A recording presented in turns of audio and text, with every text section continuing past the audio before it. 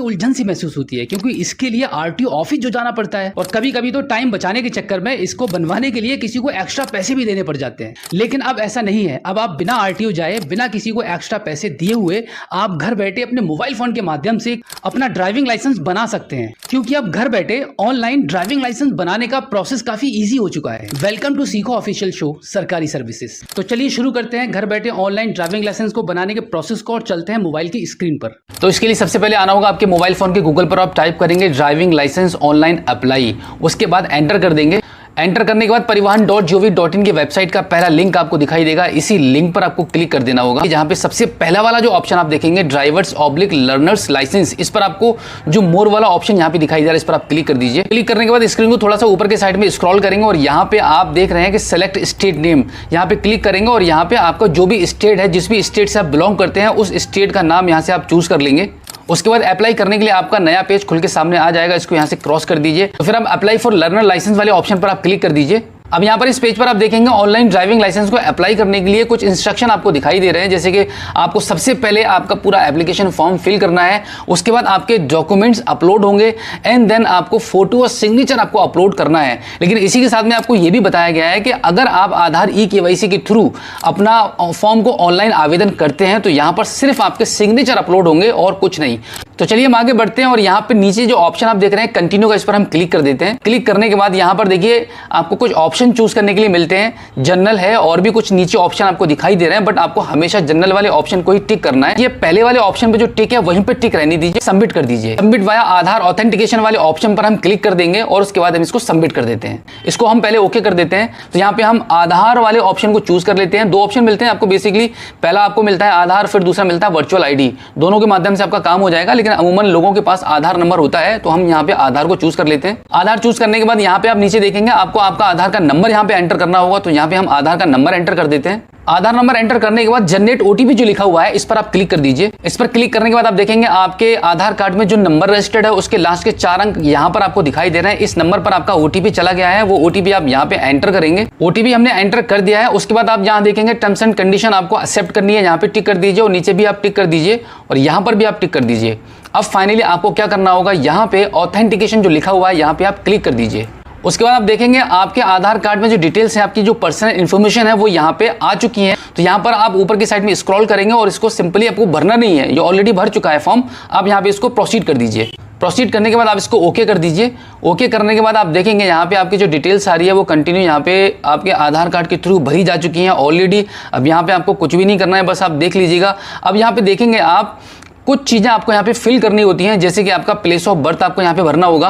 Place of birth fill करने के बाद अब यहाँ पे कंट्री ऑलरेडी सिलेक्ट है। अब यहाँ पर क्वालिफिकेशन आपको आपके सिलेक्ट करनी पड़ेगी कि जो भी क्वालिफिकेशन है आपकी, वो यहाँ पे आप अपनी क्वालिफिकेशन को सिलेक्ट कर लीजिए। क्वालिफिकेशन सिलेक्ट होने के बाद आप यहाँ देखेंगे ब्लड ग्रुप यहाँ पे लिखा हुआ है। अगर आपको आपके ब्लड ग्रुप के बारे में पता है तो यहाँ पे आप इसको क्लिक करके आप अपना यहाँ पे ब्लड ग्रुप के बारे में मेंशन कर सकते हैं, अदरवाइज आप यहाँ पे अननोन छोड़ सकते हैं। उसके बाद यहाँ पे आप देखेंगे आपके आधार कार्ड में जो मोबाइल नंबर रजिस्टर्ड है वो नंबर यहाँ पे आपको फिल करना होगा। मोबाइल नंबर फिल करने के बाद यहाँ पे आप चाहें तो एक कोई अपना अल्टरनेटिव मोबाइल नंबर भी दे सकते हैं। इसी के साथ में यहाँ पे आइडेंटिफिकेशन मार्क भी आपको लिखना होता है, जैसे कि बॉडी में आपके कोई भी निशान है जिससे कि आपकी पहचान हो सकती हो, वो यहाँ पे आप चाहें तो फिल कर सकते हैं, अदरवाइज आप इसको खाली छोड़ दीजिए।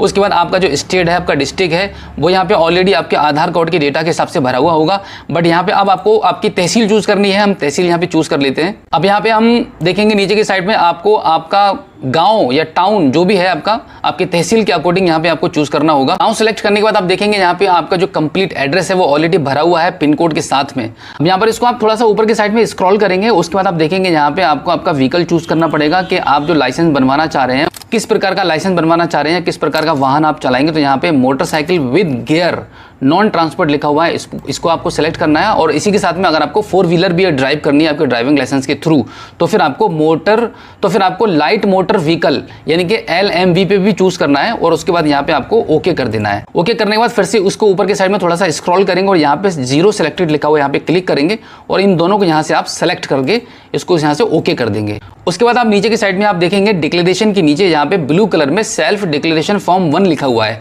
तो इस पर आपको क्लिक करना होगा। इस पर क्लिक करने के बाद इस पेज पर आपसे कुछ सवाल इसके पूछे जा रहे हैं जिनका आंसर आपको यस और नो में देना है। तो हमने इन सभी इंस्ट्रक्शन को पढ़ के सही से इनका आंसर दे दिया है। उसके बाद यहाँ पे आई हियर बाई डिक्लेयर पर आप क्लिक करेंगे और फिर फाइनली अब हम इसको सबमिट कर देते हैं। सबमिट करने के बाद दोबारा से आपसे कंफर्मेशन मांगी जाएगी, इसको आप ओके कर दीजिए। ओके करने के बाद आप देखेंगे यहाँ पे जो सेल्फ डिक्लेरेशन का जो फॉर्म है वो आपका ओके हो चुका है, इसको आप ओके कर दीजिए। तो अब यहाँ पर सेल्फ डिक्लेरेशन फॉर्म 1 के नीचे आपसे पूछा जा रहा है कि क्या आप अपना कोई ऑर्गन डोनेट करना चाहते हैं। अगर चाहते हैं तो यस कर दीजिए और नहीं चाहते हैं तो नो कर दीजिए। उसके बाद यहाँ पे जो नीचे के साइड में जो कैप्चा कोड आप देख रहे हैं वो फिल करेंगे और सबमिट कर देंगे। सबमिट करने के बाद आपकी स्क्रीन पर एक छोटा सा पॉपअप आ जाएगा जहाँ पे आपको बताया जा रहा है कि आपने जो मोबाइल नंबर एंटर किया था और जो आधार कार्ड में लगा हुआ है आपके इस नंबर को कम्युनिकेशन पर्पज से यूज किया जाएगा, तो आप इसको ओके कर दीजिए। अब आप यहाँ पे देखेंगे आपका जो एप्लीकेशन है वो एक्सेप्ट हो चुका है, इसको आप दोबारा फिर से ओके कर दीजिए। ओके करने के बाद दोबारा से कंफर्मेशन मांगी जाएगी कि are you sure to submit the details, फिर से ओके कर दीजिए। फाइनली ओके करने के बाद आप देखेंगे आपके मोबाइल की स्क्रीन पर दोबारा से ये पॉपअप आ चुका है जहां पे लिखा हुआ है congratulations your application has been submitted successfully. आप इसको दोबारा से ओके कर दीजिए। ओके करने के बाद यहां पर आपको एप्लीकेशन रेफरेंस स्लिप दिखाई देगी, इसको थोड़ा सा ऊपर की साइड में स्क्रॉल करेंगे। अब यहां पे आपका एड्रेस दिखाई दे रहा है और यहां पे आपका आरटीओ लोकेशन आपको दिखाई दे रहा है। अब आप इसको नेक्स्ट कर दीजिए। नेक्स्ट करने के बाद आप देखेंगे यहाँ पे आपका एप्लीकेशन नंबर आ रहा है और आपकी डेट ऑफ बर्थ आ रही है। उसके नीचे आप देखेंगे यहाँ पे आपका कैप्चा कोड आपको दिखाई देगा, कैप्चा कोड यहाँ पे फिल करेंगे और उसके बाद सबमिट कर देंगे। अब यहाँ पर आप देखेंगे आपके इस एप्लीकेशन को कंप्लीट करने के कुछ स्टेप अभी बाकी रह गए हैं। यहाँ पर आपका फोटो और सिग्नेचर आपका अपलोड होना है।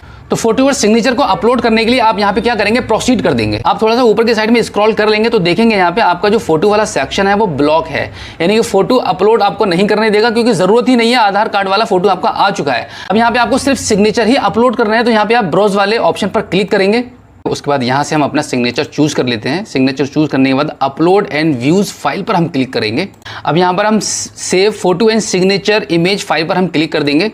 थोड़ा सा ऊपर की साइड पे स्क्रॉल करेंगे। अब यहाँ पे हम फाइनली इसको नेक्स्ट कर देते हैं। अब यहाँ पे आप देखेंगे आपका सिर्फ एक ही ऑप्शन बाकी है, आपको सिर्फ पेमेंट करनी है। तो पेमेंट के लिए आप यहाँ पे इसको प्रोसीड कर दीजिए। अब यहाँ पर आपकी पेमेंट डिडक्ट होने वाली है, तो आप पेमेंट के पेज पर आ चुके हैं। इसको आप थोड़ा सा ऊपर की साइड में स्क्रॉल कर दीजिए। अब यहाँ पे आप स्क्रीन पर देखेंगे यहाँ पे आपकी 350 रुपए की पेमेंट आपकी डिडक्ट होने वाली है। अब इसके नीचे आप देखेंगे यहाँ पे आपको पेमेंट गेटवे के ऑप्शन को चूज करना होगा। यहाँ पे आप क्लिक कर दीजिए। क्लिक करने के बाद आप देखेंगे स्टेट बैंक ऑफ इंडिया का नाम यहाँ पे लिखा हुआ आ जाएगा, इसको आप चूज कर लीजिए।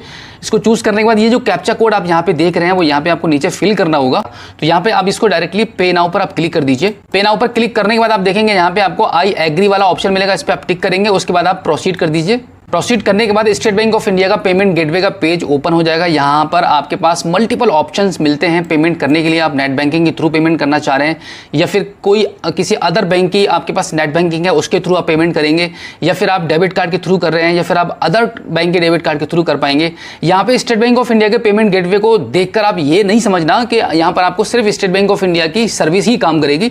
अदर बैंक की फैसिलिटी अगर आपके पास है जैसे net banking, credit card, debit card, तब भी आप पेमेंट कर पाएंगे। ज्यादातर लोगों के पास डेबिट कार्ड होता है यानी कि एटीएम कार्ड अवेलेबल रहता है, तो यहाँ पर हम अदर बैंक के एटीएम कार्ड को चूज करके यहाँ पे हम पेमेंट करने वाले हैं। तो यहाँ पे हम क्लिक कर देते हैं।